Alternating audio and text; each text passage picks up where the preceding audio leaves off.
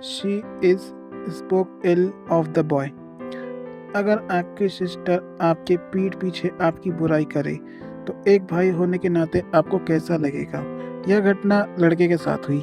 क्या है पूरी घटना, इस स्टोरी में जानते हैं। Inside the story.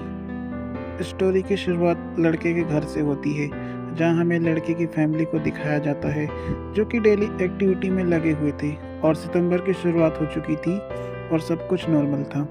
लड़के की दीदी अब 3rd ईयर में आ चुकी थी और लड़का 11th क्लास में पढ़ रहा था और उसने कॉमर्स सब्जेक्ट सिलेक्ट किया था। तो यह था लड़के की दीदी हिमांशी और लड़के का स्टेटस। अब परिवार के स्टेटस की बात करें तो मम्मी का खाना बना के हो चुका था और पापा टीवी देख रहे थे और लड़का हमेशा की तरह अपने रूम में था। तो इस स्टोरी में क्या होने वाला है कि आज लड़के की दीदी की सहेली घर आने वाली है, क्योंकि उसे कॉलेज का कुछ काम था और लड़के की दीदी की सहेली इस ऑडियो सीरीज स्टोरी के नंबर 18 एपिसोड के बाद आने वाली है। दोपहर हो जाती है और हमें दिखाया जाता है कि सिस फ्रेंड डोर नॉक करती है और तभी लड़के की दीदी दरवाज़ा खोलती है। इससे पहले हम स्टोरी में आगे बढ़े, लड़के की दीदी की सहेली यानी सिस फ्रेंड का हम नाम इंट्रोड्यूस कर देते हैं। उसका नाम है पारो, सिस्टर। लड़के की दीदी अपनी सहेली को गले लगाती है और फिर वह दोनों टीवी वाले रूम में आ जाते हैं। और इस वक्त हम आपको बता दें, लड़के के पापा कुछ काम से बाहर गए हुए हैं। वैसे तो वह हमेशा ऑफिस जाते हैं, पर आज उनकी छुट्टी थी, उन्हें कुछ काम आ गया इसलिए वे बाहर चले गए। दोनों सहेलियां कुछ टाइम तक एक दूसरे से बातें कर रही होती है और उसके बाद लड़के की दीदी चाय बनाने चली जाती है और उस बीच लड़का कुछ काम से नीचे आया होता है और वह सिस फ्रेंड को देख लेता है। सिस फ्रेंड, ओ हाय रोहन, कैसे हो भैया? तब सिस फ्रेंड लड़के को देख लेती है और उसे गले लगाते हुए हाय करती है। इस वक्त तक लड़का और दीदी की सहेली यानी सिस फ्रेंड एक दूसरे से चिपक चुके थे और दीदी की सहेली से अलग होने के बाद लड़का अपने बॉडी में गर्माहट फील कर रहा था। लड़का खुशी के मारे शर्मा रहा था। दीदी की सहेली और लड़का साथ में बैठे और वे दोनों बातें कर रहे थे। सिस फ्रेंड, और रोहन, पढ़ाई कैसी चल रही है तुम्हारी? बॉय, अच्छी चल रही है दीदी। वैसे आपको कुछ काम था क्या? सिस फ्रेंड, हाँ, तुम्हारी दीदी से कॉलेज का कुछ काम था इसलिए मैं आई थी। अच्छा, आज मैं फ्री हूँ तो तुम मुझे पार्क में मिलोगे? बॉय, हाँ दीदी, ज़रूर मिलूँगा, पर कुछ खास बात है? सिस फ्रेंड, हाँ, आज मुझे अपने घर के लिए कुछ ज़रूरी सामान लेना है और अपने लिए अच्छी सी ड्रेस परचेज करनी है। तो चलो आज हम मॉल चलते हैं, तुम चलोगे ना मेरे साथ? और यह कहते हुए दीदी की सहेली अपना हाथ लड़के के हाथ में रखती है और लड़का फिर से गर्माहट महसूस करता है। बॉय, हाँ दीदी, मैं ज़रूर चलूँगा। दोनों बातें कर रहे होते हैं कि लड़के की सिस्टर चाय बना कर लाती है और लड़के को सिस फ्रेंड के साथ देखकर गुस्से में अपना मुंह बनाती है। तभी उसके कॉलेज फ्रेंड मोहित का फ़ोन आता है और वह उससे बातें करने लग जाती है और लड़का भी अपनी दीदी को देख लेता है और उसे समझ में आ जाता है कि दीदी उसे देखकर मुंह बनाई है। तो लड़के को रियलाइज़ होता है और वह दीदी की सहेली से कहता है कि दीदी, मुझे कुछ काम याद आ गया, मुझे अपने स्कूल का होमवर्क करना है, तो फिर शाम को मिलता हूँ। और यह कहकर वह ऊपर अपने रूम में चला जाता है। तभी लड़के की मम्मी नहा के आती है और दीदी की सहेली से मिलती है। फिर वह दोनों साथ में बातें कर रहे होते हैं और इधर हम देखते हैं कि लड़के की दीदी अपने रूम में बिस्तर में बैठकर अपने कॉलेज फ्रेंड से बातें कर रही होती है। अब लड़का अपने रूम में जाता है और हम देखते हैं कि वह अपना होमवर्क कर रहा होता है, लेकिन उसे दीदी की सहेली से गले लगने का एहसास और उसके हाथ के टच का एहसास होता है और वह यह सोचकर शर्माने लगता है। और फिर उसका टुन्नू खड़ा हो जाता है और वह अपना होमवर्क छोड़कर बिस्तर में उल्टा लेट जाता है और दीदी की सहेली को कल्पना करते हुए या इमेजिन करते हुए अपना टुन्नू बिस्तर से लगाकर रफ करता है। फिर 1 घंटे बाद उसके टुन्नू से मूत की धार सा पानी निकलता है, यानी वह इजैकुलेट हो जाता है। फिर वह रिलैक्स महसूस करता है, लेकिन वह रियलाइज़ करता है कि 1 घंटे उसने मास्टरबेशन में बर्बाद कर दिए और उसका होमवर्क रह गया। लेकिन वह कहता है कि कोई बात नहीं, रात में कर लूँगा। कुछ देर बाद वह कुछ काम से नीचे आता है और वहाँ अपनी सिस्टर को किसी से बात करते हुए सुनता है, यानी कि उसके कॉलेज फ्रेंड से। तो वह चुपके से उसके रूम के बाहर खड़े होकर उसकी सारी बातें सुनता है। दोनों की क्या बातें हो रही हैं, चलिए आप भी सुनिए। सिस्टर: अरे मोहित, मैं तुम्हें क्या बताऊं यार, पारो आई थी मेरे घर, उसे कुछ काम था कॉलेज का, तो मुझे भी अच्छा लगा कि वह बहुत दिनों बाद मेरे घर आई है। कॉलेज बॉय: अरे हाँ, तो काम हो गया उसका? सिस्टर: हाँ, आधा काम तो मैंने उसका कर दिया, मैं मंडे को जाऊंगी तो बाकी का उसका काम करा दूंगी, तुम चिंता मत करो। कॉलेज बॉय: यह तो अच्छी बात है। अरे हाँ, तुम कुछ बताने वाली थी। सिस्टर: हाँ, मैं बताने वाली थी कि मेरा मूड अच्छा था कि मेरी सहेली इतने दिनों बाद मेरे घर आई है, लेकिन जब मैं चाय बनाने गई तब वह गंवार आकर उसके पास बैठ गया। कॉलेज बॉय: तो इसमें दिक्कत क्या है, वह तुम्हारा भाई है, बैठ गया उसके साथ, तुम्हारी फ्रेंड तो उसको अच्छे से जानती है ना। सिस्टर: यार मोहित, बात बैठने की नहीं है, बट अगर तुम मेरी नज़र से देखोगे ना तो तुम्हें भी यही लगेगा ना कि यह कौन आकर बैठ गया। हालांकि तुम इस चीज़ को तब रियलाइज़ करोगे जब तुम एक लड़की होगे। सोचो ना यार, एक लड़की को क्या क्या सहना पड़ता है। आज के टाइम में लड़कियां सुरक्षित नहीं है, पता नहीं चलता कि किस गली में कैसे लड़के रहते हैं और उनकी नीयत कैसी होती है उनकी, और हमेशा लड़के को छेड़ने में लगे रहते हैं। पता नहीं क्या मज़ा आता है उनको। जो लड़की सहती है ना, वह यह तो उम्मीद कर सकती है कि उसका कोई सेवियर होगा, उसका कोई हीरो होगा जो उन्हें इन दरिंदों से बचाएगा। मोहित, मैं एक लड़की हूँ यार, मुझे भी इसी बात का डर रहता है कि कब कोई लड़का मुझे छेड़ दे या मेरी इज्जत लूटने की कोशिश करे। कम से कम मैं यह तो चाह सकती हूँ ना कि मेरे घर में कोई ऐसा लड़का हो जो मेरी रक्षा करे। कॉलेज फ्रेंड: हाँ हिमांशी, बात तो तुम सही कह रही हो कि एक लड़की को रिस्पेक्ट कितनी प्यारी होती है। अच्छी बात है कि तुमने इस बारे में सोचा, और तुम्हारा कहना भी ठीक है कि तब कोई लड़का किसी लड़की के साथ गलत कर दे, लड़के का क्या जाता है, उसे तो पुलिस अरेस्ट कर लेती है और फिर वहाँ जेल में भी बंद रहता है। पर एक लड़की है, उसकी तो रिस्पेक्ट चले जाती है ना, और उसके माता पिता को लोग, चार लोग ब्लेम करते हैं सो अलग कि तुम्हारी लड़की ऐसी है। मन के लड़के, माना कि लड़के ऐसे होते हैं, लेकिन मुझे नहीं लगता कि तुम्हारा भाई ऐसा हो सकता है। सिस्टर: है ना सही बात, लेकिन तुम मेरी बात नहीं समझ रहे हो मोहित। जब हम लड़कियां इन डर के साए में जीती हैं तो उससे एक उम्मीद होती है कि उसका अपना भाई उसकी इन मुसीबत से रक्षा करेगा, लेकिन इसके लिए उसे सबसे पहले हर लड़की की रिस्पेक्ट करना आना चाहिए।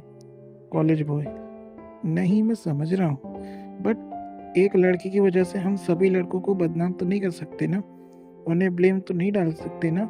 हिमांशी, सब लड़के एक जैसे नहीं होते। और रही बात तुम्हारे भाई की, भाई तो अपना होता है ना। मैं समझ सकता हूँ हिमांशी कि तुम्हें लड़कियों के लिए इनसिक्योरिटी होती है, इसलिए तुम्हें लड़कों से नफरत है, पर इसमें तुम्हारे भाई की क्या गलती जो तुमने उससे बात करना बंद कर दिया। सिस्टर: यार मोहित, तुम मुझे एक बात बताओ, जब इस दुनिया में कुछ लड़के जो लड़कियों की इज्जत लूटने में लगे रहते हैं, तो एक लड़की को चाहिए ना कि उसका भाई उन सब से उसे प्रोटेक्ट करे, और सबसे ज़रूरी चीज़ उसके अंदर लड़कियों के प्रति रिस्पेक्ट वाली भावना होनी चाहिए ना। मुझे हर्ट इस बात का है कि मेरा अपना भाई लड़के की रिस्पेक्ट नहीं करता, और जो मैं तुम्हें बताऊंगी ना उसे सुनकर तुम्हें विश्वास नहीं होगा। कॉलेज बॉय: अरे ऐसे क्या बात हो गई, मैं जानना चाहता हूँ हिमांशी, तुम मुझे बता सकती हो। सिस्टर: ठीक है तो सुनो, यह बात इस साल की शुरुआत की है। तब तक हमारा सेकेंड सेमेस्टर चल रहा था, तो ऐसे ही एक दिन पारो मुझसे मिलने आई थी, और शायद मुझे उस दिन कुछ काम से बाहर जाना था, तो मैंने उससे कहा था कि मेरी सहेली का ख्याल रखना। और यार, तुम सुनकर यकीन नहीं करोगे आगे क्या हुआ। मैं कुछ काम से बाहर गई थी और कुछ टाइम बाद उसका फ़ोन आया और वह रो रही थी। और फिर मैंने उससे पूछा कि क्या हुआ पारो, तुम क्यों रो रही हो। फिर उसने मुझे बताया कि तुम्हारे भाई ने मुझे बैड टच किया, मुझे छेड़ रहा था। सही में उस टाइम यह सुनकर मुझे इतना गुस्सा आया ना, घर जाके मैंने उसके चाटे जड़कर उसका मुंह सुजा दिया। उसके दांत तक टूट गए थे। मुझे इतना गुस्सा कभी नहीं आता, लेकिन जब बात लड़की की आती है ना तो मुझे अपना गुस्सा कंट्रोल नहीं होता। कॉलेज बॉय, मुझे यकीन नहीं होता हिमांशी, तुम्हारे भाई ने ऐसा किया, लेकिन शायद तुमने उसे कुछ ज़्यादा ही मार दिया। उसे हर्ट होता होगा ना। सिस्टर, रहने दो मोहित, सब लड़के एक जैसे ही होते हैं। साले सब लड़के इंसान होते हुए भी जानवर टाइप हरकतें करते हैं। इन लड़कों को शर्म भी नहीं आती कि एक लड़की की इज्जत क्या होती है। तुम ही बताओ कि कोई उनकी माँ बहन के साथ ऐसा करेगा तो क्या बीतेगी, कैसा लगेगा उन्हें। पारो लिटरली रोई है। उसने मुझे रोते हुए सब कुछ बताया है। अब तुम ही बताओ कि जब अपना भाई ही ऐसा होगा तो अपने भाई और लड़कों में क्या फर्क रह जाएगा। हर लड़की चाहती है कि उसका भाई उसकी रक्षा करे और साथ ही में सभी लड़कियों का सम्मान करे, ना कि उन्हें गंदी नजरों से देखे। लेकिन एक भाई में ही यह क्वालिटी नहीं होगी तो वह अपनी बहन की रक्षा कैसे करेगा या खाक करेगा। मुझे तो इतना गुस्सा आ रहा था कि मैंने उससे बात करना ही छोड़ दिया, लेकिन पारो ने मुझे बहुत रिक्वेस्ट की कि प्लीज़ अपने भाई को माफ़ कर दो, और तो मुझे उसकी बात माननी पड़ी। और मैं सिर्फ एक ही शर्त पे उसे माफ़ किया कि अगर आगे से दोबारा ऐसा हुआ तो मैं भूल जाऊंगी कि वह मेरा भाई है। मैंने भी सोच लिया था कि चलो दोबारा ऐसा नहीं होगा। उसे अगर से अपनी गलती का एहसास हो जाएगा, पर जो लड़का एक ही गलती बार बार करे तो बार बार से थोड़ी ना माफ़ किया जा सकता है। फिर एक दिन जब मैं उसके साथ घर का सामान लेने के लिए मॉल गई थी, और अब जब मैं आगे बढ़ गई और वहीं कुछ दूरी में था वो लड़का, अब वह एक लड़की से टकरा गया। अब उस लड़की ने चांटा मार दिया कि तुमने मुझे टच कैसे किया। मोहित यार, मैं सोच भी नहीं सकती थी कि मेरा भाई ऐसे निकलेगा। वह मॉल में खुलेआम एक लड़की को टच करके उसे छेड़ेगा। कॉलेज बॉय, नहीं हिमांशी, हो सकता है वह गलती से टकरा गया हो, कई बार ऐसा हो जाता है। सिस्टर, काश ऐसा ही होता, लेकिन उसने सामने वाली लड़की ने जो कहा उसे झूठ टलाया भी तो नहीं जा सकता ना। अगर एक लड़की की वजह से अनकंफर्टेबल फील हो रहा है तो वह आवाज़ तो उठाएगी ही ना। उसने मुझे साफ साफ कहा कि यह मुझे छेड़ रहा है, और सही में उस दिन मुझे इतना गुस्सा आ रहा था ना, मेरे को ऐसा लग रहा था कि उसे ख़त्म ही कर देती। मतलब कोई लड़का इतना कैसे गिर सकता है कि खुलेआम लड़की छेड़े। वह तो पुलिस को बुलाने वाली थी, और मुझे इतना गुस्सा आ रहा था कि उस टाइम भी लग रहा था कि पुलिस आएगी और इसे लेकर जाती, और जब डंडे पड़ते ना तब समझ में आती कि लड़की को छेड़ना क्या होता है। लेकिन फिर पारो आ गई, और पता नहीं उसने कैसे उसे कन्विंस किया। और उस टाइम मुझे अपनी सहेली पर भी गुस्सा आ रहा था कि क्यों आ गई उसे बीच में बचाने के लिए। और तब मुझसे रहा नहीं गया, और उससे मैंने गुस्से में बहुत कुछ सुना दिया, और आखिर में उसे एक जोरदार चांटा कस के मार दी, और साथ ही में उसके मुंह पे भी बोल दिया कि आज के बाद तू मुझे दीदी नहीं बोलेगा, और ना ही आज से तू मुझसे बात करेगा। आज से तू मेरा भाई नहीं। कॉलेज बॉय, पर हिमांशी, इस बात को तो 8 महीने हो गए, अब तो तुम्हारा भाई सुधर गया होगा ना। प्लीज़ एक चांस देकर देखो उसे। सिस्टर, नहीं मोहित, जो एक बार मेरी नज़र से गिर जाता है ना, मैं उसकी तरफ देखना भी नहीं चाहती, क्योंकि एक तो यह दुनिया ऐसी है कि लड़की छेड़ने वाले लड़के इंसान से ज़्यादा जानवर होते हैं। जानवर का नाम बता दो सालों को, यह नहीं, जानवर पना करने बता दो सालों को, यह नहीं कि किसी लड़की की रिस्पेक्ट करके करे। जब उनकी माँ बहन पर बात आएगी ना तब रियलाइज़ होगा उन्हें। और रही बात इसकी, ये एक नंबर का गंवार है। मतलब एक सिस्टर का भाई होते हुए दूसरी लड़कियों की इज्जत करनी आनी चाहिए, पर नहीं, जो लड़कियों की इज्जत नहीं करता वह एक लड़की की या फिर अपनी दीदी की क्या रक्षा करेगा। और इस लड़के को शर्म भी नहीं आती कि कोई लड़की अगर बात नहीं करना चाहती तो उसे फोर्स नहीं करना चाहिए। इसकी वजह से पारो मुझे हर बार फोर्स करती है कि तुम अपने भाई को माफ़ कर दो। वह ऐसा नहीं है और पता नहीं क्या-क्या परिभाषा सुनाने लगती है लड़कों के बारे में। मैंने तो उसे साफ मना कर दिया कि दोबारा उसके बारे में मुझसे बात मत करना। और घर पे भी इतना निहायती बेशर्म है ना, जिसकी कोई हद नहीं। इसकी वजह से मम्मी-पापा भी मुझे कहते हैं कि रोहन को माफ़ कर दो। अब तुम ही बताओ, क्यों माफ़ करूँ मैं ऐसे लड़के को जो एक भाई होते हुए दूसरी लड़कियों की रिस्पेक्ट नहीं करता? तो क्या ऐसा लड़का मेरा भाई कहलाने लायक है? यह लड़के ऐसे ही होते हैं, इन्हें दूसरी लड़कियों की रिस्पेक्ट करना तो आता नहीं। भले ही उनके सिस्टर को कल को यहाँ आकर उनकी इज्जत लूट ले, या कल को इन्हीं की दीदी भी मर जाए ना, तब भी इनको फ़र्क नहीं पड़ेगा। सही में यार, ऐसे लड़के से ना मैं अकेली ही अच्छी हूँ। मैंने अपनी लाइफ में आज तक इतना बेशरम, इतना गँवार, इतना फटीचर लड़का आज तक नहीं देखी। और नालायक तो इतना है कि घर में रहने का भी सेंस नहीं है। आजकल के लड़कों में मैच्योरिटी होती है, पर हमारे यहाँ का तो छोटी-छोटी बात पर लड़की जैसे रोता है। ना इसमें एक पैसे की अकल है, ना ड्रेसिंग सेंस है, ना लोगों से बात करने की तमीज़ है, ना रिस्पॉन्सिबिलिटी है, और अंडरस्टैंडिंग तो एक पैसे की नहीं है। नालायक कहीं का गँवार। यार, मैं कभी-कभी सोचती हूँ कि मेरे मम्मी-पापा ने ऐसा लड़का पैदा ही क्यों किया, जो घर पर बोझ बना पड़ रहा है। मम्मी-पापा पर बोझ बनते जा रहा है। उसको मम्मी-पापा करके दे रहे हैं, और सही बताऊँ तो इन्हीं लोगों ने चढ़ा के रखा है उसे। ऐसा ऐसा लड़का पैदा ही क्यों हुआ? मर क्यों नहीं जाता? एक तो मेरी ज़िंदगी हराम करके रखा है। ना अपनी दीदी की रिस्पेक्ट करता, ना दूसरी लड़कियों की रिस्पेक्ट करता। जानवर कहीं का, बदतमीज़। मर जाना चाहिए ऐसे लड़के को। लेकिन शायद मेरी किस्मत में यही लिखा है कि इतना निहायती बदतमीज़, नालायक और जानवर किस्म का लड़का मेरा भाई है। अगर मेरी ज़िंदगी में यही किस्मत है ना, तो ऐसी लाइफ़ से अच्छा है कि मैं मर जाऊँ। सच बता रही हूँ मोहित, अगर मेरी लाइफ में ऐसे ही बदतमीज जानवर किस्म के लड़के रहेंगे ना, खासकर मेरा भाई, तो मैं किसी दिन मर ही जाऊंगी। College boy. नहीं रुको हिमांशी, तुम ऐसा कुछ नहीं करोगी। यार, तुम अपने भाई का नहीं, पर अपने मम्मी पापा और तुम्हारे अपने लोग, तुम्हारे फॉलोअर्स जिन्हें तुम एंटरटेन करती हो, उनका सोचो।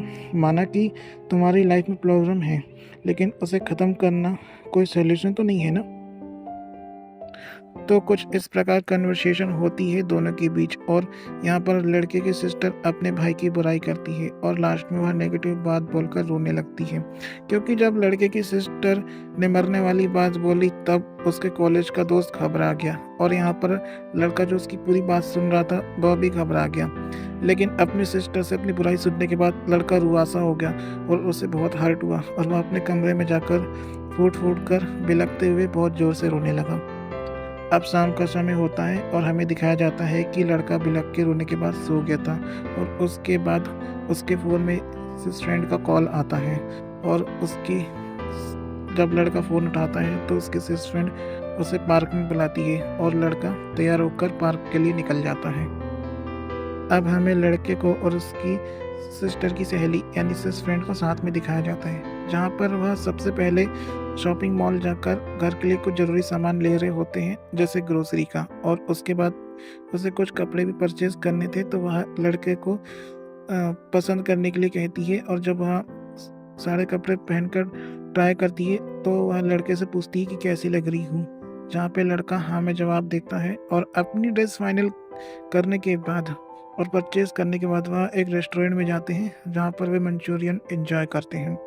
उसके बाद हमें एक पार्क का सीन दिखाया जाता है, जहाँ पर वे दोनों बैठे होते हैं, और वहीं पर बीचों बीच एक फव्वारा था, और पार्क में चहल पहल थी। तो लड़के की दीदी की सहेली और लड़का एक ही बेंच पर बैठे हुए थे। सिस फ्रेंड, रोहन, आज बहुत मज़ा आया ना? बॉय, हाँ दीदी, बट आपने जो ड्रेस पसंद की ना, बहुत अच्छी है। Sis friend, thank you so much, यह पसंद तुम्हारी है। बॉय, हाँ दीदी, सही कहा आपने। इस बीच लड़के के अंदर बेचैनी उठने लगती है, क्योंकि लड़के ने अपनी सिस्टर की बातें सुन ली थी, और अब उससे रहा नहीं जा रहा था, तो वह दीदी की सहेली से कहता है, बॉय, दीदी, मैं आपको एक बात बताना चाहता हूँ। सिस फ्रेंड, हाँ कहो रोहन। बॉय, दीदी, आज मैंने अपनी सिस्टर को किसी से बात करते हुए सुना। मुझे एक बात बताओ, क्या मैं सच में इतना बुरा हूँ? असिस्टेंट, नहीं रोहन, ये किसने कहा तुमसे? बॉय, मेरी सिस्टर में फ़ोन पर मेरी बुराई कर रही थी कि मैं गंवार हूँ, मेरे जैसा भाई उसे नहीं चाहिए, और उसने यहाँ तक कह दिया कि मेरी लाइफ में अगर ऐसा लड़का है तो ऐसे लाइफ से अच्छा है कि मैं मर जाऊँ। असिस्टेंट, क्या क्या कह रहे हो? मैं हिमांशी से एक्सपेक्ट नहीं कर सकती कि वह ऐसा कह सकती है। बॉय, सही में दीदी, क्या मैं इतना बुरा हूँ कि मेरी वजह से मेरी सिस्टर मरने की बात कर रही है? असिस्टेंट से गले लगाते हुए, रोहन मत रो भैया, टेंशन मत लो, तुम्हारी दीदी ऐसा कुछ नहीं करेगी। क्या है ना कि वह थोड़ी डिस्टर्ब है, क्योंकि तुम दोनों के बीच बात बंद है। तुम ऊपर अपने कमरे में रहते हो, वह नीचे अकेले अपने कमरे में रहती है, और वह अकेली सी रहती है। सच बताऊं तो इतना आसान नहीं है इसके तुम्हारे बिना रहना, लेकिन कुछ तो ऐसा है जो उसे मजबूर कर रहा है। नहीं तो इस बात को इतना समय नहीं हो सकता। बट रोहन, मैं तुम्हें एक चीज़ बताना चाहती हूँ कि तुम्हारी दीदी ना मिस करती है कि कोई मुझसे बात करे, और मैंने देखा उससे बातचीत के दौरान, जो तुम्हारा कजिन भाई तुम्हारे घर से गया था ना, तब से वह उदास रहने लगी है। इसलिए उसकी उदासी बढ़ती गई और वह डिस्टर्ब हो गई। पर तुम टेंशन मत लो, वो वैसा कुछ नहीं करेगी। तुम्हारी दीदी तुम्हें छोड़कर नहीं जाएगी, क्योंकि उसे पता है कि उसके मम्मी पापा हैं, उसके फॉलोअर्स हैं, उसका कजन भाई आरव, वो तो उसका फेवरेट है ना। सोचो ना, आरव में क्या बीतेगी, कैसा कैसे रहेगा हिमांशी के बगैर। बॉय, अच्छा है दीदी कि मेरी सिस्टर ऐसा कुछ ना करे। भले ही मेरी उससे बात नहीं हो रही, लेकिन वह मेरी सिस्टर है। मेरी दीदी सिस्टर कॉलेज वाले लड़के से मेरी बुराई कर रही थी। सिस फ्रेंड उसके हाथ पर अपना हाथ रखते हुए, अरे वो तुम्हारी बुराई नहीं कर रही है। वो क्या है कि वह अभी डिस्टर्ब चल रही है। जब से वह आरव से बिछड़ी है ना, तब से वह उसे अकेलेपन ने अपना शिकार बना लिया है उस एक महीने में। लेकिन अभी वह पहले से बेटर है, क्योंकि तुम अपने कजन भाई के यहाँ राखी बनवाने गए थे ना, इसलिए। बॉय, अरे नहीं दीदी, मेरी सिस्टर उससे कह रही थी कि मैं गंवार हूँ, मेरे अंदर सेंस नहीं है। और मैं घर में भी अच्छे से नहीं रहता, मम्मी पापा पे बोझ हूँ। मम्मी पापा ने सिर पे चढ़ा रखा है मुझे, लड़की की रिस्पेक्ट नहीं करता। और तो और वह कह रही थी कि ऐसा लड़का मेरा भाई ही क्या मर क्यों नहीं जाता।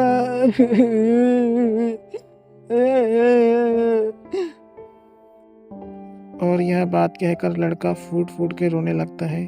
तभी सिस फ्रेंड लड़के को गले लगाकर उसे थपथपाती है। सिस फ्रेंड, अरे भैया चुप हो जाओ, क्या है ना कि वह अभी डिस्टर्ब चल रही है, और मैं तुम्हें पहले भी बताई थी ना कि जो मॉल में हुआ वह उसे ट्रिगर कर चुका है।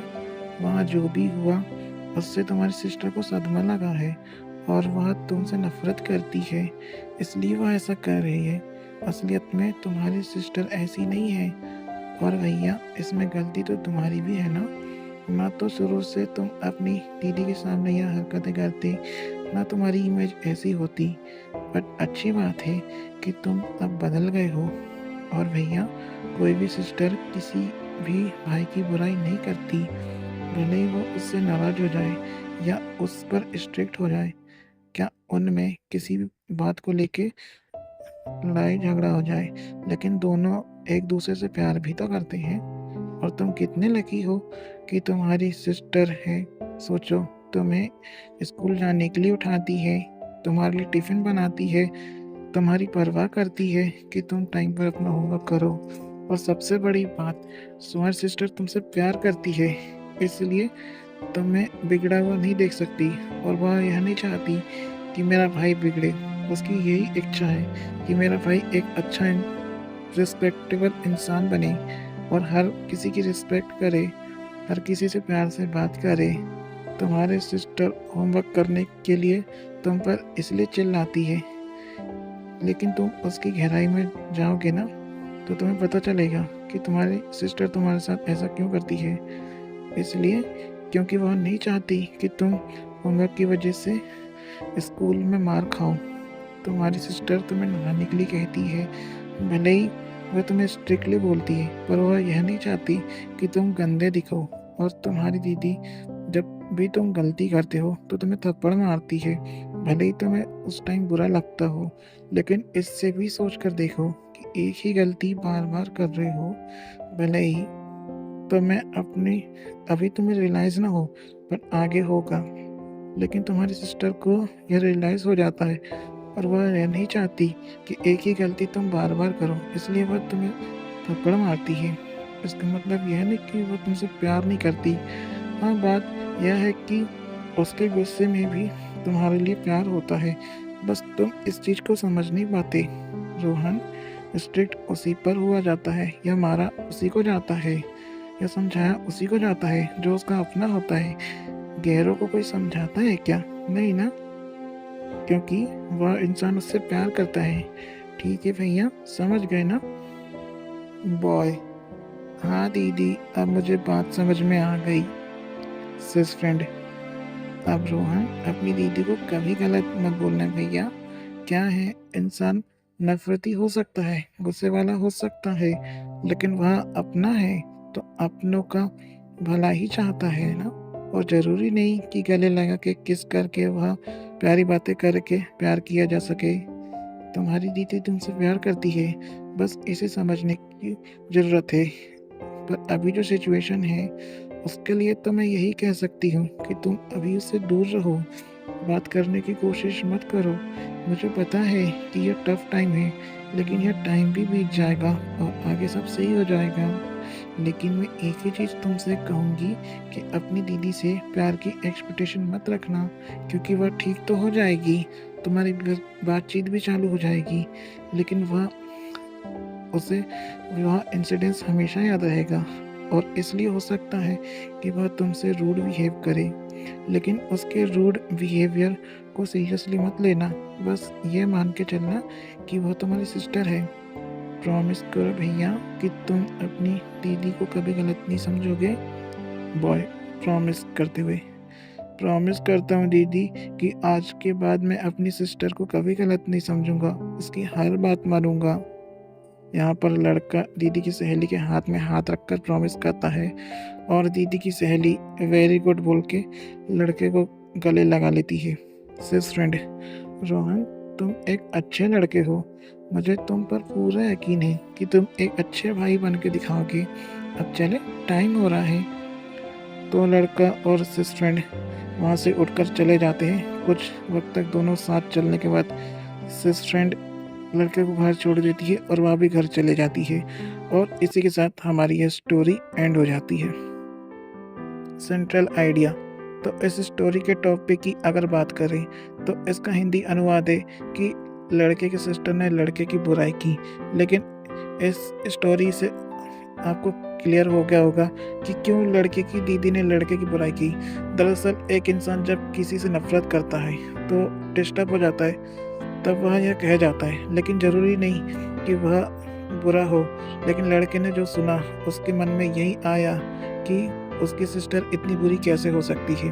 बट लड़के की जो मिसअंडरस्टैंडिंग थी उसकी दीदी की सहेली यानी सिस फ्रेंड ने क्लियर की और उसे अपनी सिस्टर की वैल्यू रियलाइज़ करवाई कि एक सिस्टर का होना क्या होता है।